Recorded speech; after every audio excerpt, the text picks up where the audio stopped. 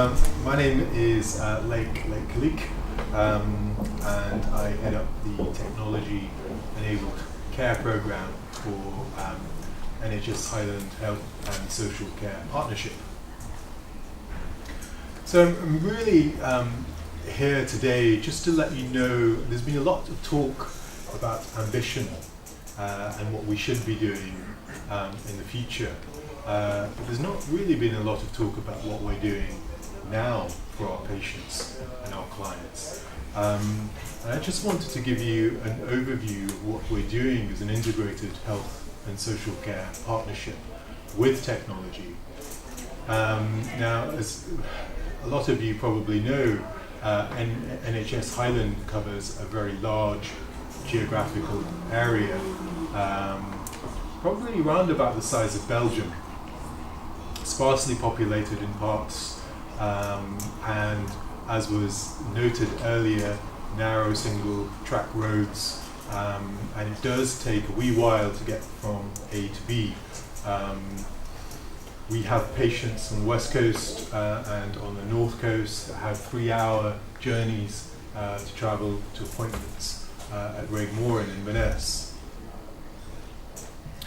So we have a new technology-enabled care service in NHS Highland, and it was launched on the 1st of April last year.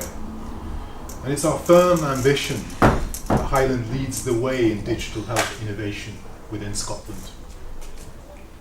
So our new service is based in Inverness at the Centre for Health Science. And as well as deploying telehealth at scale within the Highland community, it represents a unique and unprecedented opportunity to bring together all of NHS Highland's digital health initiatives into a single entity that promotes, guides and encourages digital health innovation both within our Highland communities and within our own organisation. So our tech service is a mainstream service, and our aim is to be at the forefront of the evangelisation and integration of digital health technology within our organisation and within our Highland community. So what are we doing now? We're currently managing the largest single rollout of digital health ever attempted in NHS Highland thus far. And our aim is to enable up to 2,000 patients across the Highland region to self-monitor using the products that we offer. So our COPD patients and our heart failure patients are already being offered tablet computers so they are able to monitor their conditions, with health monitoring devices giving patients unprecedented information about what their body is doing at any particular time of the month or day. It's already become apparent that meeting the challenges of digital health integration rests upon putting the patient at the very heart of what we do. Our service simply won't work under a traditional paternalistic healthcare delivery model. We've got to recast the deal between a new generation of tech-savvy patients and our services to facilitate true patient-centered care. And we want to actively facilitate that process, where the home is where the majority of medical care takes place.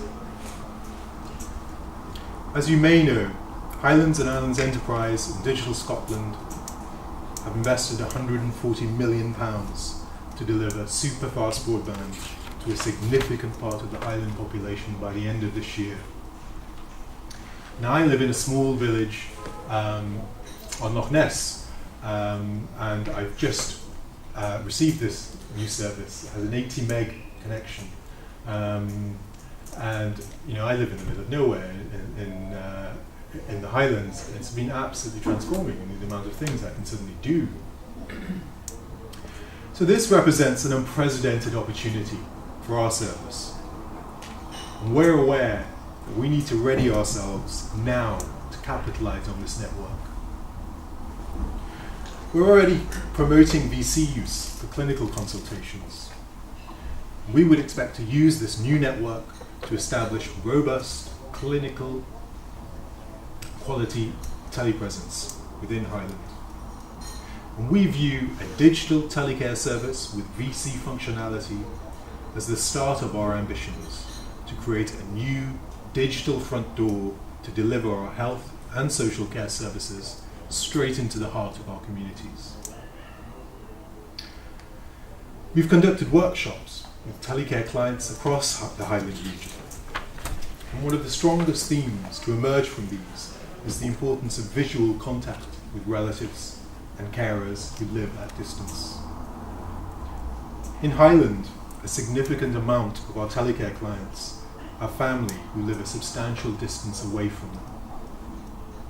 Lack of employment opportunities in rural areas has compounded this problem, and distance has a clear impact on how often older people see their families.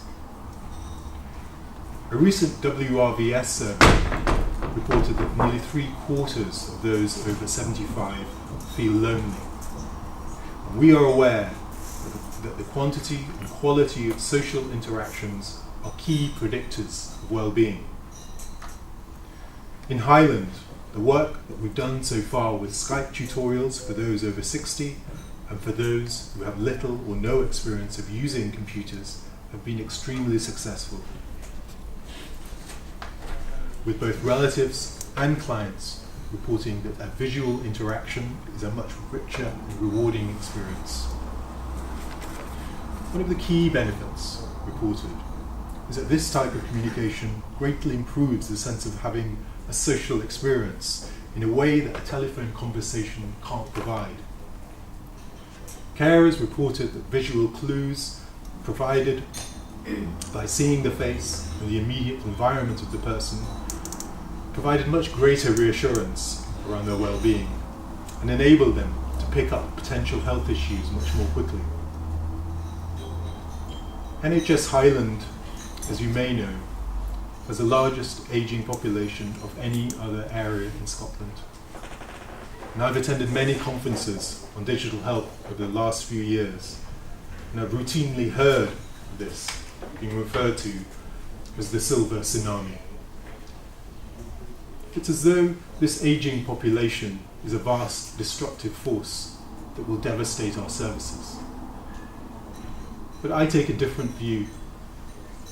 That silver tsunami is, of course, me, my friends, my community. And for us in Highland, now is the time to be agile, fluid and adaptable to new ways of working in order to deliver a health and social care service that will not only meet, but far exceed the expectations of our patients and our clients in Highland in the coming years. We are ambitious, and we make no bones about that. But we're ambitious because we cannot financially sustain current models of healthcare. And we have to think ahead to deliver sustainable models of healthcare for our futures. Thank you. Does anyone have any questions as well? Stunned you all in silence. Great. Think about how I phrase this, but do you get strong clinical support for doing technology-enabled care? I mean, some of the people that I hear still saying, I'm not going to use that, are medics. Okay. It depends on approach. And one of the things that we've done in Highland is we have a dedicated technology-enabled care service staffed by 10 members of staff. Their job is to carry out extensive clinical engagement. One of the things that we underestimated in the very beginning in setting up the service was the time it would take to do that clinical engagement. But we learned very quickly to take it slowly and really to put that effort and time in. And it took about 6 to 9 months to do that. We now have a clinical sponsor, Professor Angus Watson, whose day job is a colorectal surgeon, but he has been immensely supportive and has really enabled and facilitated that process of clinical engagement for us. We have a very robust structure, and tech has a very high profile within our organisation, not only because we are a fully integrated health and social care provider, but also because previously we didn't have a strong innovation voice within our organisation. And I think with any organisation, particularly within a health environment, it's very important to have strong, ambitious voices who are really getting that message across at board level. So I, for example, now report into the board and the e-health strategy group, and we have a very clear ambition, and tech is very well embedded within our local strategy. And essentially what that's enabled us to do is to really look at the problems that we have are localized within our areas and present technology solutions to address them. First point, my mother stays in basically in your area, well not pet. Yes and no, she stays in Argyll. Right, that's not my area. But it is Highland Health Board. What I'm interested in, you said about the rollout of broadband, Superfast Broadband. Yes. How far is that going? Because the simple fact is, at present in the village she stays in, they can't get broadband. Okay, so this is, and again, this is where partnership working is very important. And as a service, we have partnered up with Highlands and Islands Enterprise, who are jointly responsible for the digital broadband rollout. So we had a very clear idea of the timescales involved, who was going to get it, and when they were going to get it. And that's helped us enormously. I think the commitment that we have from the Scottish Government, as you heard earlier on, is 95% of the population to be connected to an FTC connection, as a fibre to cabinet connection, by the end of next year. And as far as I'm aware, we are on schedule for that to happen. I'm not exactly sure on where that connection will be, when it will be for your mother in Argyll and Bute. It's like all small communities, as you're well aware. Yes. I mean, as you said, the young folk have moved away to get work. So it's a very, very much an aging population. Mm-hmm. And we do have like three people there that should be having care in place. And at present we've got analogue systems that, and frankly, it isn't working out. We have been funded to scope out a piece of work for a new Telecare service, and I think our approach was very unique in terms of digital Telecare, because we didn't want a digital Telecare service that exactly replaced our analog Telecare service. It doesn't offer any increased functionality for us, and in terms of an incremental step, it's very small. I mean, what we want is a digital Telecare service that is VC based. So this is a tablet that's it's a wall-mounted detachable tablet with 3 portals. It's voice activated. The first portal will be a portal where our patients and our clients can access clinical appointments, whether that be in Inverness, 3 hours away, or from their local GP. So they're able to enter a virtual waiting room. The clinician can see that's Mrs. Campbell waiting in my waiting room, click on her name, and that will start the clinical consultation. The second portal will be a social care portal, and that's very much about delivering targeted social care information to that client, to offer social care check-ins for that client, to have brief biog of any carers, so that client is aware of who's coming, who they are. They can see the face of that person. And the third portal is very much about community care, and that's very much about promoting community resilience with a project called Living It Up at its heart. And that's very much about making sure that that person is taking part in their community. It could be that that person has a disability that prevents them from leaving the house. So why can't we provide live streaming to the local community council session or the local coffee morning? Often clients, no matter where they live, I mean, they could be living in one of the most beautiful parts of the world, but have no interaction with it at all. And that's what disability can do. It can be extremely isolating and disorientating, because you're not lodged. We're all lodged within the landscape that we live.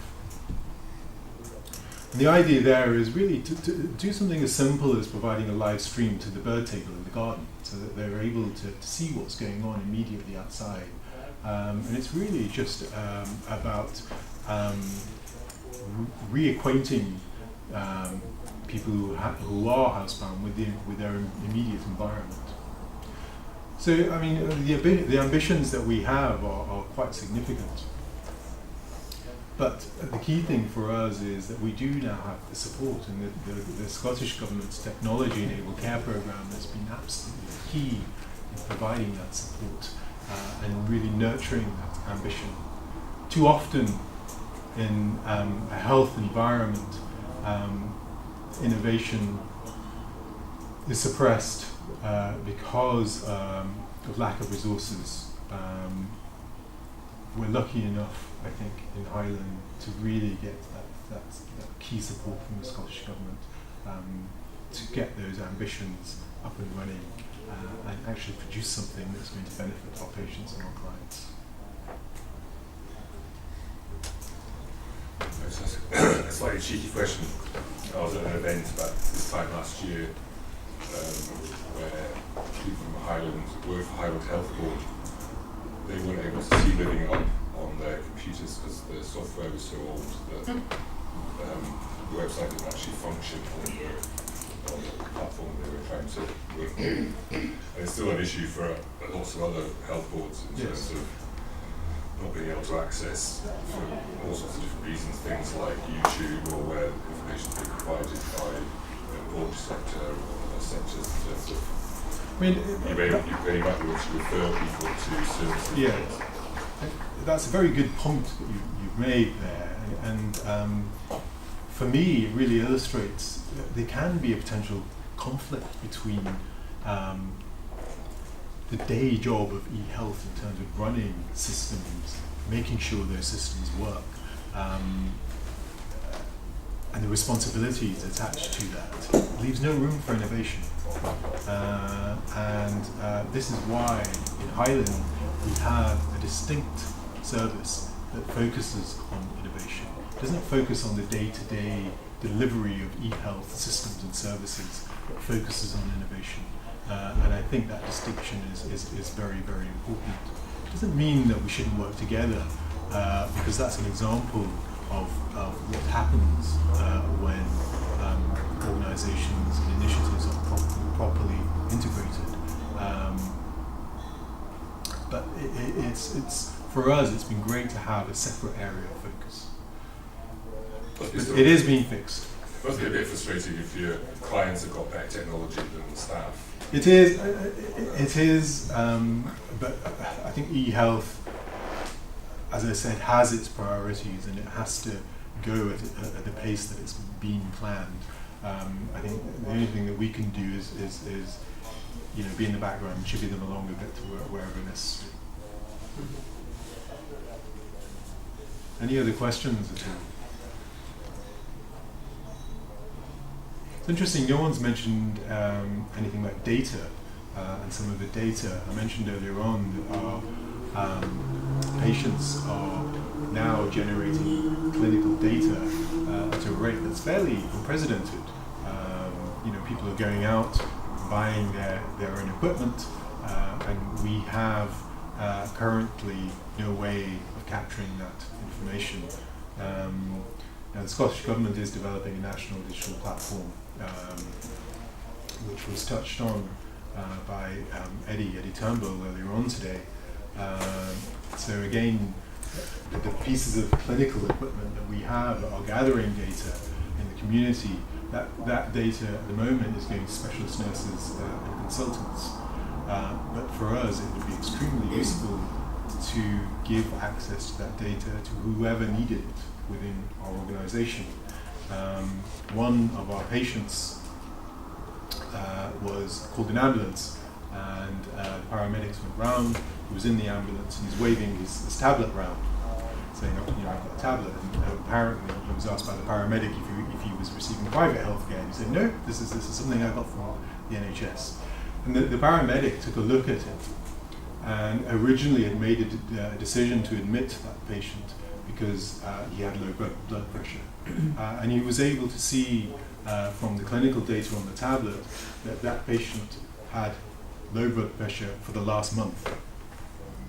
So he was able to make a decision, a clinical decision based on that data, not to admit that patient.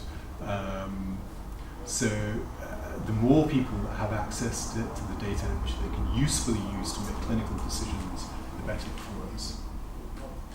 I sense I'm running out of time, am I? I've got a bit more time? No. Any more questions at all? Is your Telecare linked in any way with telehealth? Yes. In terms of our future plans, it will be very much a part of Telecare. So it is a Telecare service that we'll be offering.